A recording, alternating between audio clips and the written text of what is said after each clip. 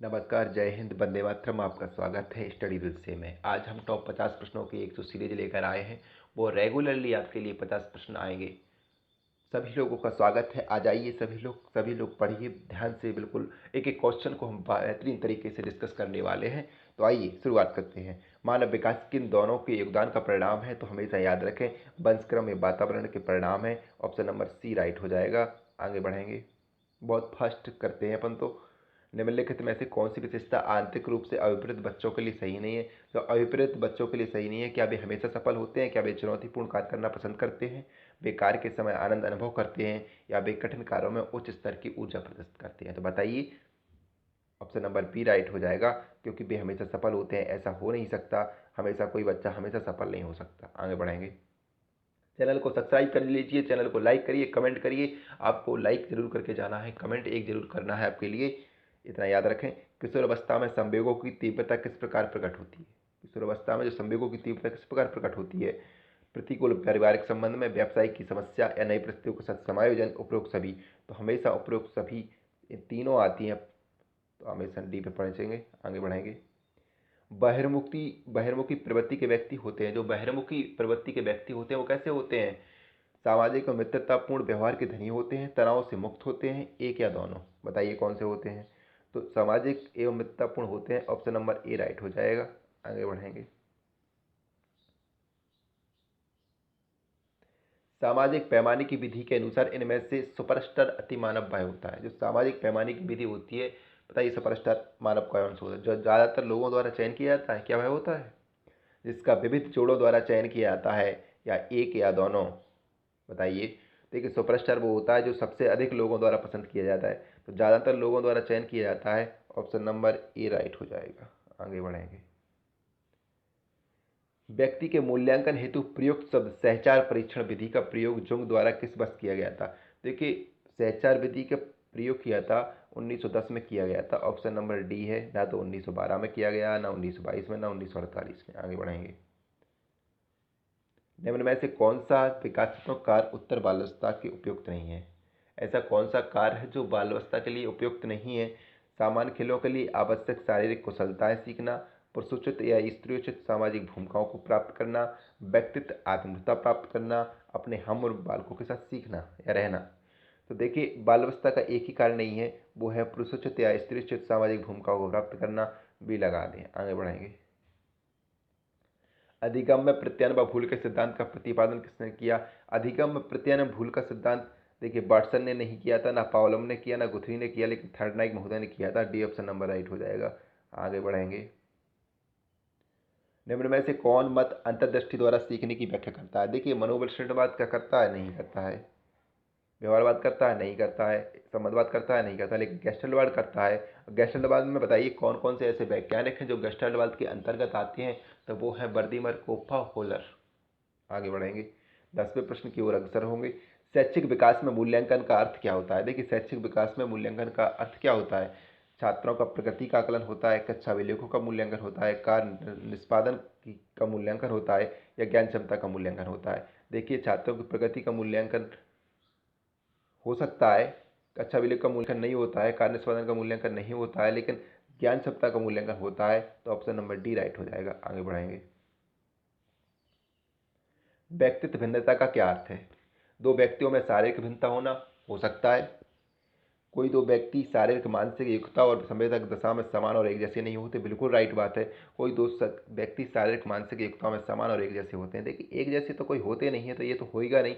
ये भी कम चांस है, लेकिन सबसे अधिक चांस किसके हैं? बी। तो बी ऑप्शन नंबर राइट हो जाएगा। क्योंकि कोई दो व्यक्ति जो शारीरिक मानसिक युक्ता और संवेदक दशा में एक से जैसे नहीं होते, वही तो होते हैं। आगे बढ़ेंगे। पावलोव ने सीखने के अनुबंधन प्रतिक्रिया सिद्धांत का प्रतिपादन पर प्रयोग किया था। देखिए, अब पावलोव की बात आ गई है। चलो आगे बढ़ते हैं। खरगोश पर किसने किया? चूहे पर स्किनर ने किया, कुत्ते पर पावलोव ने किया, बंदर पर कोहलर ने किया? तो ऑप्शन नंबर सी राइट हो जाएगा। आगे बढ़ेंगे। शिक्षा का समान अवसर का अर्थ है। शिक्षा का समान अवसर का अर्थ क्या है? एक बालक की जाति, मत, रंग, क्षेत्र और धर्म को आधार न मानते हुए समान शिक्षा मिलनी चाहिए। बिल्कुल मिलनी चाहिए, ऐसा होना चाहिए। एक बालक को समान शिक्षा प्राप्त होने के बाद अपनी क्षमताओं को साबित करने का अवसर मिलना चाहिए। हो सकता है, मिलने चाहिए। एक बालक को बिना किसी भेदभाव के समान विधियों पर सामग्री उपयोग करके पढ़ाना चाहिए, बिल्कुल होना चाहिए। और एक बच्चे को ऐसी शिक्षा प्रदान करनी है आपके लिए जो उसके भावी जीवन के लिए, व्यवसाय के लिए उपयुक्त हो। तो ऑप्शन नंबर डी राइट हो जाएगा। आगे बढ़ेंगे। चलो, हार्वर्ड गार्डनर का बुद्धि का सिद्धांत बल देता है। जो हार्वर्ड गार्डनर का सिद्धांत है बुद्धि पर बल देता है, वो क्या होता है? शिक्षार्थियों में अनुबंधित कौशलों का, सामान्य बुद्धि पर, विद्यालय में आवश्यक सामान्य योग्यताओं का, या प्रत्येक व्यक्ति की विलक्षण योग्यता पर। जो हार्वर्ड गार्डनर थे वो प्रत्येक व्यक्ति की बात करते थे, विलक्षण योग्यताओं की बात करते थे। तो ऑप्शन नंबर डी राइट हो जाएगा। प्रतिभाशाली विद्यार्थी वह हैं जो अपसारी चिंतक हैं, अपसारी चिंतक है, बहुमुखी या बहुत परिश्रमी। तो जो प्रतिभाशाली शिक्षक तो वो होते हैं जो अपसारी होते हैं। अपसारी तो सीमित होता है, लेकिन अपसारी विस्तृत होता है, तो वही तो होता है, बी होगा। विद्यालयों को किसके लिए व्यक्तित्व विभिन्नताओं को पूरा करना चाहिए? व्यक्तित्व शिक्षार्थियों को विशिष्ट होने की अनुभूति कराने के लिए। क्या अनुभूति कराने के लिए कराओगे? नहीं। व्यक्तित्व शिक्षार्थियों के मध्य खाई को कम करने के लिए हो सकता है। विद्यार्थियों को निष्पादन और योग्यताओं को समान करने के लिए हो सकता है। यह समझने के लिए कि क्यों शिक्षार्थी सीखने के योग्य हैं या अयोग्य हैं। तो ऑप्शन नंबर ए सबसे पॉजिटिव है, डी वाला। तो डी लगा देंगे। कोई भी शिक्षार्थी अयोग्य है, योग्य सीखने के लिए, यही तो जाएंगे। निम्नलिखित में से कौन सा बुद्धि के मापन में प्रयोग नहीं किया जा सकता? बुद्धि के मापन में कौन प्रयोग नहीं किया जा सकता? प्रश्न का उत्तर देने में लगने वाला समय, विद्यार्थी की अनुकूलन क्षमता, विद्यार्थी की शिक्षक का ध्यान आकर्षित करने की योग्यता, या प्याजे संबंधी का। बताइए कौन सा है? ऑप्शन नंबर सी, विद्यार्थी की शिक्षक का ध्यान आकर्षित करने की योग्यता है। आगे बढ़ेंगे। निम्न में से कौन सा मूल्यांकन का प्रकार नहीं है? मानक, निर्माणात्मक, योगात्मक, एससीसी। तो कौन सा नहीं है योगात्मक का मूल्यांकन का प्रकार? देखिए, मूल्यांकन का प्रकार निर्माणात्मक होता है, योगात्मक होता है, सीसी होता है, लेकिन मानक नहीं होता है। ए ऑप्शन नंबर राइट हो जाएगा। आगे बढ़ेंगे। आप हमें सलाह दें कि थोड़ी और फास्ट करी जाए क्लास को, या थोड़ी और मीडियम और थोड़ा कम करी जाए फास्ट। शैशव काल की अवधि होती है, शैशव काल की अवधि हमेशा जन्म से 2 वर्ष होती है। देखते ही आपको लगाना है, याद रखें इन चीज़ों को। ग्रुप में आप पीडीएफ भी हम शेयर करेंगे, लेकिन कैसी करेंगे वो हम बताएंगे, आपके हिसाब से नहीं होगी, इतना याद रखें।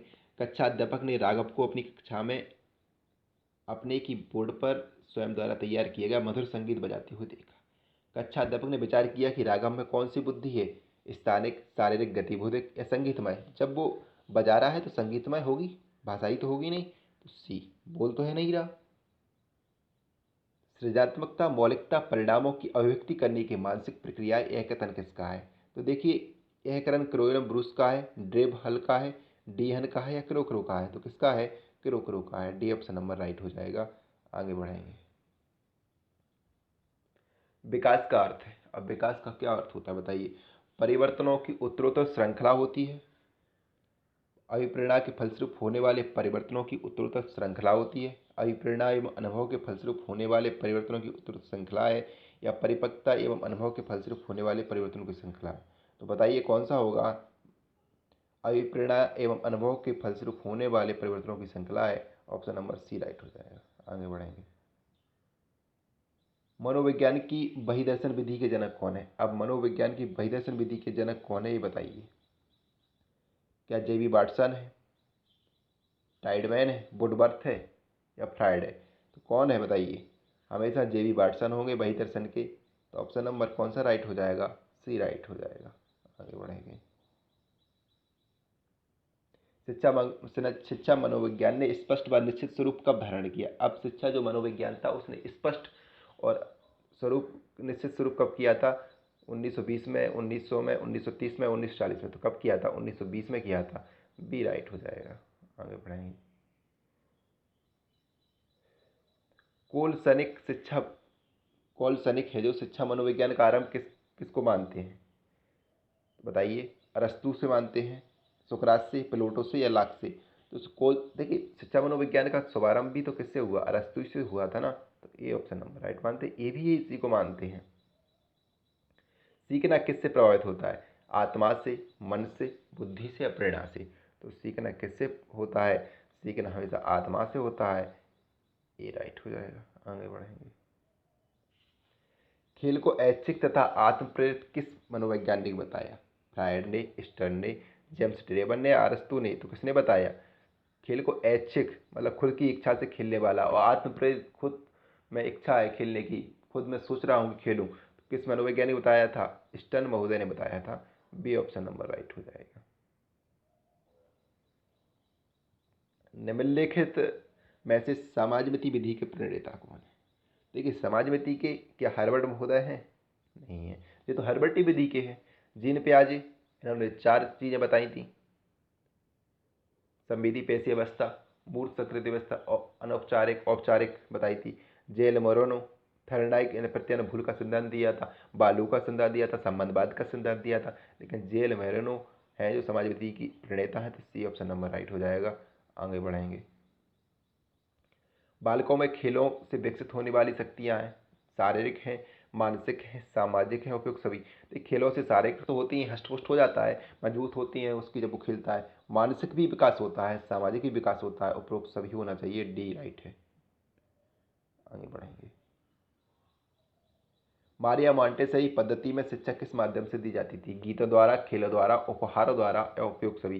देखिए, मारिया मॉन्टेसरी जो एक इंग्लैंड की थी, और जो गीतों द्वारा भी, खेलों द्वारा भी, उपहारों द्वारा, उपयुक्त सभी द्वारा। तो ये चारों ऑप्शन राइट है, तो उपयुक्त सभी डी ऑप्शन नंबर राइट होना चाहिए इसका। आगे बढ़ेंगे। निम्नलिखित में से अधिगम का सिद्धांत नहीं है। अधिगम का सिद्धांत कौन सा नहीं है? संबंधवाद का सिद्धांत, डॉपलर सूच का सिद्धांत। देखिए, संबंधवाद का सिद्धांत तो है, अनुकूलित अनुक्रिया का सिद्धांत भी है, पुनर्वर्ण का सिद्धांत भी है। कौन सा नहीं है? डॉपलर का सूच सिद्धांत, ऑप्शन नंबर बी। वह प्रथम अमेरिकी मनोवैज्ञानिक किसने पशुओं पर सर्वप्रथम प्रयोग किया? अब पशुओं पर सर्वप्रथम प्रयोग किसने किया था? पावला महोदय ने किया था कि थर्डनाइक ने किया था? बताइए, कि बागले ने किया था कि कोलन ने किया था? तो थर्डनाइक महोदय ने किया था। किस पर प्रयोग? पशुओं पर। तो ऑप्शन नंबर कौन सा हो जाएगा? सी राइट हो जाएगा। आगे बढ़ेंगे। निम्नलिखित में से कौन सा मनोवैज्ञानिक या मनोवैज्ञानिक बंद मनोवैज्ञानिक या संयोजन कहलाता है? हल्का, स्किनर का, कोलर का या थर्डनाइक का? तो कौन सा कहलाता है? देखिए, इसका ऑप्शन कुछ नहीं है, लेकिन थर्डनाइक इसका ऑप्शन हो सकता है, लेकिन है नहीं, क्योंकि इसमें भी डाउट है। आगे बढ़ेंगे। गेस्टाल्ट के सिद्धांत का शिक्षा में अनुप्रयोग है। स्थिति का स्पष्ट संगठन, अधिगम स्तर के अनुकूलन, परिस्थितियों का निर्माण, स्वक्रिया द्वारा खोज एवं प्रसारण। बिल्कुल राइट है। ये तीनों प्रश्न राइट हो जाएंगे, उपयुक्त सभी ऑप्शन नंबर डी हो जाएगा। चौथा, आगे बढ़ेंगे। सक्रिय अनुबंधन का सिद्धांत में से शिक्षा में कौन सा अनुप्रयोग नहीं है? सक्रिय अनुबंधन का जो सिद्धांत है में से शिक्षा का कौन सा अनुप्रयोग नहीं है? व्यवहार को अपेक्षित रूप देना, मनस्तापी बालकों के प्रशिक्षण में व्यवहार को अपेक्षित रूप देना। कौन सा नहीं है? वो नहीं है व्यवहार को अपेक्षित रूप देना। सी ऑप्शन नंबर राइट है। आगे बढ़ेंगे। एक आदर्श अध्यापक में पाया जाने वाला गुण कौन सा है? एक आदर्श अध्यापक होगा, जो अच्छा अध्यापक होगा, वो उसमें कौन सा गुण है जो उसमें पाया जाता है? लोकतांत्रिक दृष्टिकोण, विषय वस्तु पर अधिकार, बाल मनोविज्ञान का ज्ञान, ये सभी।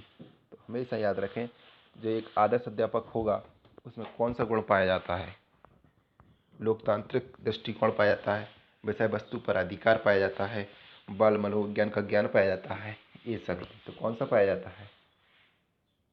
ये सभी। डी ऑप्शन नंबर राइट हो जाएगा। सभी पाया जाता है एक आदर्श अध्यापक में।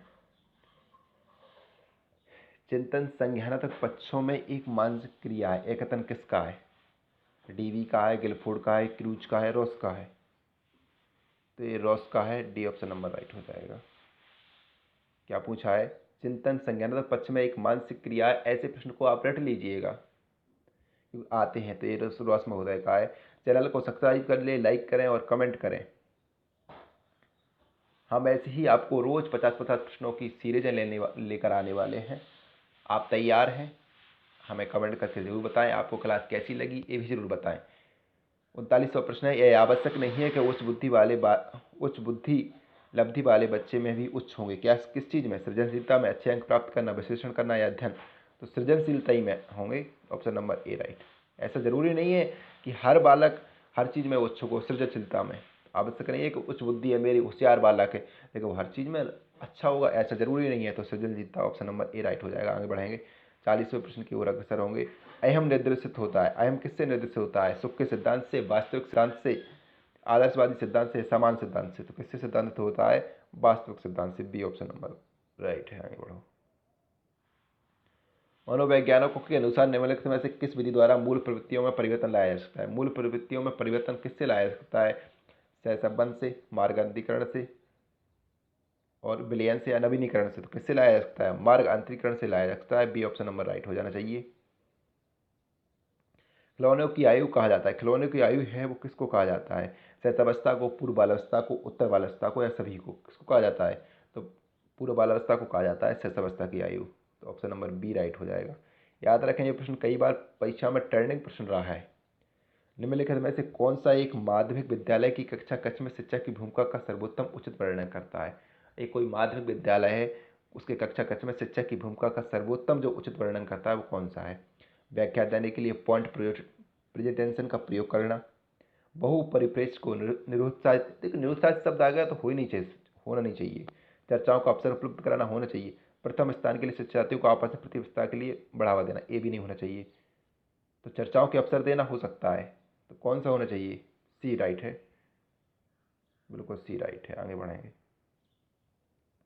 बच्चों के अधिगम को सुगम बनाने के लिए अध्यापकों को कोई अच्छे कक्षाई परिवेश का सृजन करने की आवश्यकता है। इस प्रकार के अधिगम परिवेश बनाने के लिए दिए गए कथनों में से कौन सा कथन सत्य नहीं है? शिक्षकों के अनुसार कार्य करना हो सकता है, बच्चे की स्वीकृति, शिक्षक का सकारात्मक सुख, बच्चे के प्रयासों का अनुमोदन। देखिए बच्चों के अधिगम को सुगम बनाना है, अगर अध्यापकों की आवश्यकता है तो क्या करना पड़ेगा? शिक्षकों के अनुसार तो कार्य करना ही पड़ेगा। अधिगम परिवेश बनाना है अगर उनका, ये ऑप्शन नंबर राइट हो जाएगा।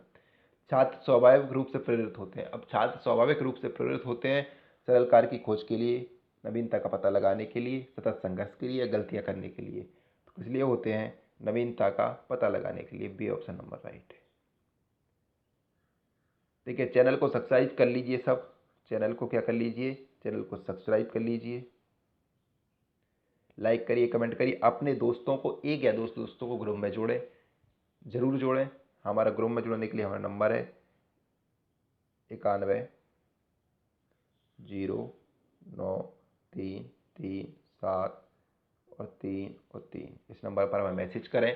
स्क्रीनशॉट ले ले सभी, इस नंबर पर हमें मैसेज करें, हम उसको ग्रुप में ज्वाइन कर देंगे। ठीक है, आगे बढ़ेंगे। निम्न में से को छोड़कर सभी बुद्धिमत्ता के परीक्षण के उदाहरण। स्टैनफोर्ड विश्लेषण बने, ब्लेक एस्लक एरोस का परीक्षण प्रचंड कौन सा है? बेल स्केल्स है जो, वो नहीं है। और बाकी जो बुद्धिमत्ता के हैं, स्टैनफोर्ड बने हैं, बैचलर बने हैं, रोसक परीक्षण है। रोसा का स्याही धब्बा परीक्षण था। बच्चों की गलतियों के संबंध में निम्नलिखित में से कौन सा कथन सत्य है? बच्चे गलतियां तब करते हैं जब शिक्षक उदार हो और गलतियां करने पर उन्हें दंडित न करता हो, ऐसा नहीं है। बच्चों की गलतियां शिक्षक के लिए महत्वहीन है, उनके लिए गलतियों पर ध्यान नहीं देना चाहिए। बच्चे गलतियां करते हैं क्योंकि वे लापरवाह होते हैं, ऐसा भी नहीं है। बच्चों को गलतियां सीखने की प्रक्रिया का एक हिस्सा है। ऑप्शन नंबर डी बिल्कुल राइट होगा, क्योंकि जब तक बच्चे गलतियां करेंगे नहीं तब तक सीखेंगे कैसे? तो ऑप्शन नंबर डी राइट हो जाएगा। आगे बढ़ेंगे। अधिगम की प्रक्रिया में प्रेरणा कैसी होनी चाहिए? शिक्षार्थियों को दिशाहीन बनाती है? नहीं, थोड़ा दिशाहीन बना दी है लेकिन ज़्यादा नहीं। युवा शिक्षार्थियों को भी सीखने की जिज्ञासा बनाती है, हो सकता है। शिक्षार्थियों की स्मृति को तेज करती है, हो सकता है। पुराने तथा नए ज्ञान में अंतर स्पष्ट करती है, हो सकता है। लेकिन सबसे सटीक जो प्रश्न है, युवा शिक्षार्थियों को भी सीखने की जिज्ञासा करती है, बी ऑप्शन नंबर राइट हो जाएगा।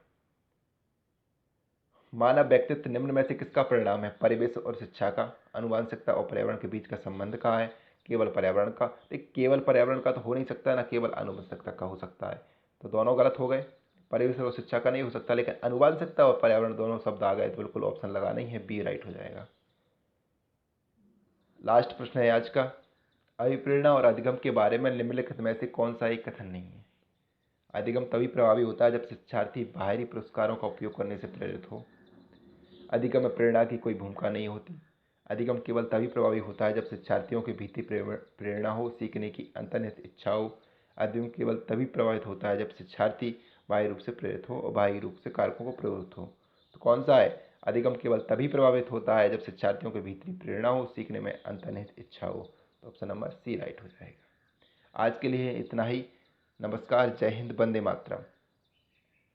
हम ऐसी रोज़ क्लासें लाएंगे, लेकिन आज हम आपका फीडबैक देखना चाहते हैं कि आप किस तरह से तैयारी करना चाहते हैं। अगर आपने हमें पूरा सहयोग दिया, सही तरीके से क्लास ली और कमेंट में आंसर दिया, तो हम आपके लिए ऐसी ही रोज़ क्लासें और विषय की कल से और स्टार्ट कर देंगे।